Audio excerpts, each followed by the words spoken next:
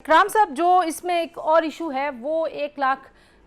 जो लेके आने की एमनेस्टी है। पहले आपको पता है कि हमने जितनी एमनेस्टी स्कीम्स दी, आईएमएफ को उसके ऊपर बहुत ज़्यादा एतराज़ात थे। फिर हमने अपनी टैक्स बेस बढ़ाने के लिए भी कोई स्लैब्स हमने सुपर टैक्सेशन की थोड़ी बहुत एडजस्ट की है, लेकिन कोई टैक्स बेस कैसे हमने बढ़ानी उसके लिए कोई तरीका नहीं, वजह इसमें कोई बात नहीं है इस डॉक्यूमेंट में। तो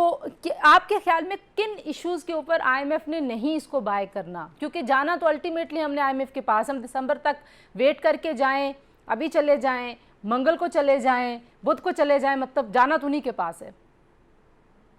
जी अभी हरून साहब ने बिल्कुल सही फरमाया कि जो अजम्पशंस हैं, आपने 9200 के लिए जो अजम्पशंस की हैं, अभी तो पहले तो बहुत डिटेल से आता था कि नए टैक्स मेयर्स क्या है, फिर आपने किस अंदाज से जो इन्फ्लेशन है उसको पहले अकाउंट फॉर किया है, फिर उसके ऊपर आपने जो अपनी ग्रोथ का नंबर 3% वो कैसे लिया, फिर अपनी क्या एफर्ट है, आपने नए टैक्सेस क्या लगा, एक डिटेल उसका आपके पास होता था, फिर आप उस पर बात करते थे। अब यहाँ तो ग्रोथ का ही पहले पता नहीं है कि भाई 3% आपने रख ली है, वो होगी नहीं होगी। इन्फ्लेशन का नंबर हमारा बहुत हाई है, मगर एफबीआर को 7,470 का जो टारगेट मिला था वो थोड़ा बढ़ा दिया जब इन्होंने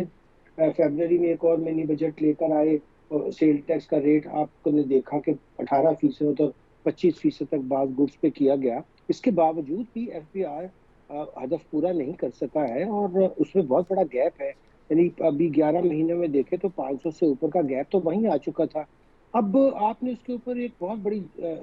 लीप ली है, और वो जैसे हम जानते हैं कि इसके पीछे कोई सॉलिड रीजन इसलिए नहीं हो सकती कि जहां से आप ये टैक्स लेना चाह रहे हैं वो कंपनीज तो ऑलरेडी वो जो जिस जमाने में उन्होंने अच्छी अर्निंग करनी थी, अगर आप उनके कोई पास प्रॉफिट को टैक्स करना चाहते हैं, क्योंकि इसमें एक ऐसा सेक्शन को लेके आए हैं जो विंड फॉल गेन को पास्ट 5 इयर्स के भी टैक्स करने की बात कर रहा है। अभी उसकी तफसील आप तो नहीं आई, क्योंकि मुझे हिस्टोरिकली तो पता है कि ब्रिटिश इंडिया में वॉर के बाद एक्सेस प्रॉफिट टैक्स लगा था कुछ अरसे के लिए, क्योंकि जाहिर है कि गवर्नमेंट को नीड थी, मगर वो एक्सेस प्रॉफिट वो था कि जो वॉर में विंड फॉल गेन्स हुए बहुत सी लोगों को, तो उसको उन्होंने रिट्रीव किया। यहाँ कौन से विंड फॉल गेन्स हुए हैं मुझे तो पाकिस्तान में समझ नहीं आई। हो सकता है कि वो अपनी विजडम से हमें भी कुछ सिखा सके जब वो उसकी तफसील, क्योंकि उसमें जो एक खराबी की है, एक तो खैर पिछले 5 साल पे जाएंगे, दूसरा वो अपनी पार्लियामेंट ने डेलीगेशन कर दिया टैक्सेशन की टू फेडरल गवर्नमेंट। अब आप रूल्स मेकिंग में तो डेलीगेशन कर सकते हैं, आप